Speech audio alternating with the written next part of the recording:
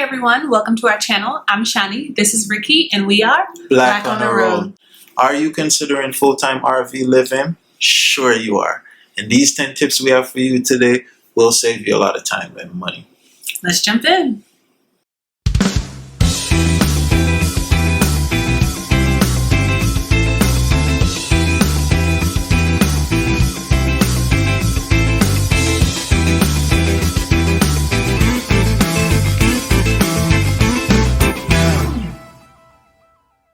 Tip number 1, get buy-in from your family first. Whether it's just you and your partner hitting the road or it's your entire family, including some kids, it's really important that everyone understands the benefits and the sacrifices in hitting the road. This step is really important. You want to make sure that you get everyone's buy-in before going too far into the planning process. Making sure that you have the conversation before doing a bunch of research and realizing that everyone's not on board. Tip number 2, you want to consider and research the market.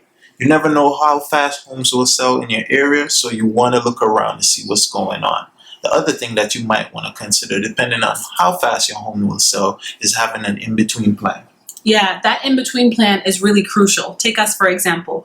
We knew that homes in our area was going to go anywhere between 2 weeks to 3 weeks. So it was really important to us to make sure we had an apartment lined up or that we secured housing with one of our family members. So this is really important for you to consider as you do your planning. Tip number 3. You want to consider production time with both your RV and your truck. Right now, because of high demands for RVs, they're taking anywhere between 10 to 14 weeks. So if your house does sell really fast, then that means you will need an in-between plan. Trucks, a whole nother story.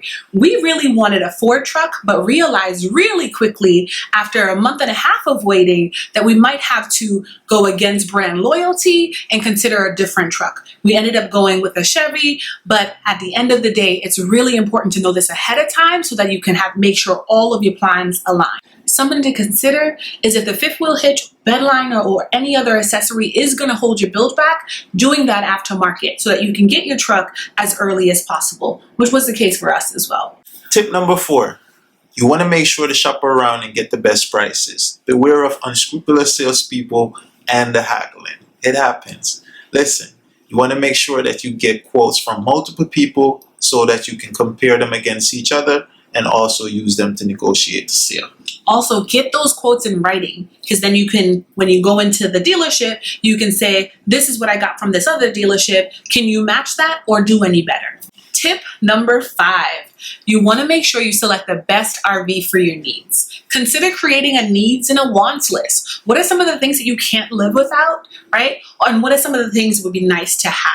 For us, because we were bringing our kids with us, we needed a bunkhouse. And so as you create that list, you want to start searching on Google, or if you already have a brand that you want to go with, and you want to look for different floor plans. Which floor plans has exactly what you need? Now, one of the things you might want to consider is that you're never going to find the perfect RV that has everything on your needs list, but you have to be flexible with what are the things that you can live without. Narrowing down your list is extremely important. It allows you to compare the companies that you've decided to go with and identify and do deeper research. Are they a credible company? Do they have really great customer service? Will you be able to get parts if you need to? A really great space to do this is by joining Facebook groups that is branded. So for instance, we joined the Grand Design Facebook group because we knew that that was one of the brands that we were really interested in. That allowed us to identify sales reps, identify customer service people that have been really helpful for others, and also think about build quality. So joining those Facebook groups for your top 3 and 5 is really, really important research that's going to allow you to make sure you save as much time as possible before moving forward. Selecting the best RV for your needs also requires you to look at what equipment is necessary for what you plan on doing. Do you plan on boondocking? Will you need solar panels and an inverter? Will you need a generator? Are you planning on using the laundromat, or do you want a washer and dryer? Are you planning on going up north in the winter? You probably in that case will need dual pane windows, right? So thinking about how you want to RV and identifying what will you need in your build to make sure that as you hit the road, you have all of the things equipped in your RV that you need to be able to live in the ways that you've anticipated. Tip number 6, definitely get an independent inspector. You want to do this because you want to identify issues before you drive off the lot. And trust me, even new RVs have issues. Sales rep might tell you, we already did an inspection. There's no need to do it. It's a brand new RV. But what we've seen from our own research is that even brand new RVs have substantial issues. So you want to identify these issues so you can get it fixed by the dealership before you drive off the lot. Tip number 7, put aside some money for the future, whether it be for anticipated repairs, for emergencies, especially if this is your first experience RVing and you're not sure, for instance, if you'll like it. You want to make sure you put aside money to get back into a sticks and bricks if you decide to do so. Tip number 8, beware of the naysayers. Listen, this is a really big one. It could be your friends, it could be family members, it could be your own kids. Right. You got to be the one to really look around and decide, is this something that's going to be good for me and my family?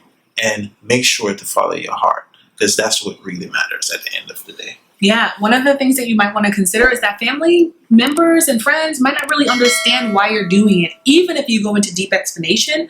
And so you just have to be able and strong and willing to go at it, follow your heart, regardless of what everyone else says. Message approved.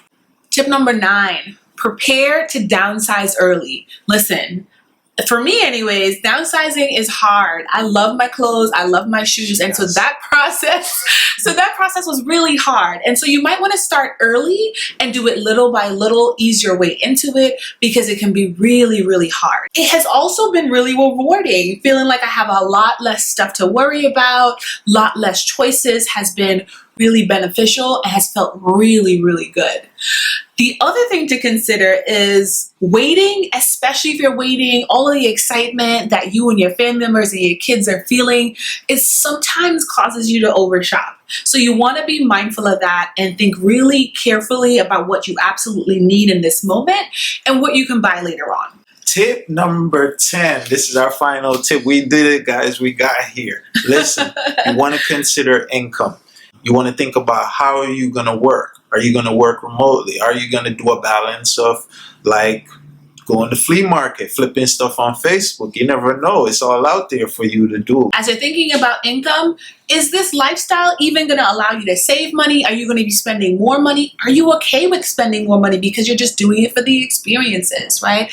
Consider income, consider how you're going to be making money, consider how this is going to benefit your family financially. And once you have it all figured out and you've done all of these steps, dive right into it, because it's going to be an exciting journey. We are super excited to embark on this journey together and really just interested in what happens. So we don't know, and we're going along for the ride. Seeing as how our final tip was income, we definitely wanted to make sure that you grab our budget tool. It's in the description. And it goes straight to our website, which will be happy if you just put your email in there so we can stay in contact with you to hear how it's going, how you're using the tool. Yeah, the budget tool will allow you to capture all of your spending so you can monitor that. So looking at after 6 months or a year, you'll be able to see, were you able to save money? Did you spend more? And really allow you to make plans for the future. All right, y'all, that was our 10 tips. That was it. We're done. Thank you for checking out our video. Please like and subscribe to our channel, like our videos, comments, ask any questions you may have, as well as feel free to leave any tips or tricks, because we're new to this. We're realizing that there may be some things that we forgot. So please share it. Let's be in community with each other. And don't forget to hit that notification bell. So as soon as we have new videos that hit the market, you're the first to be notified. Sounds like a plan. Sounds like a plan. All right, y'all. Take care. Until next time.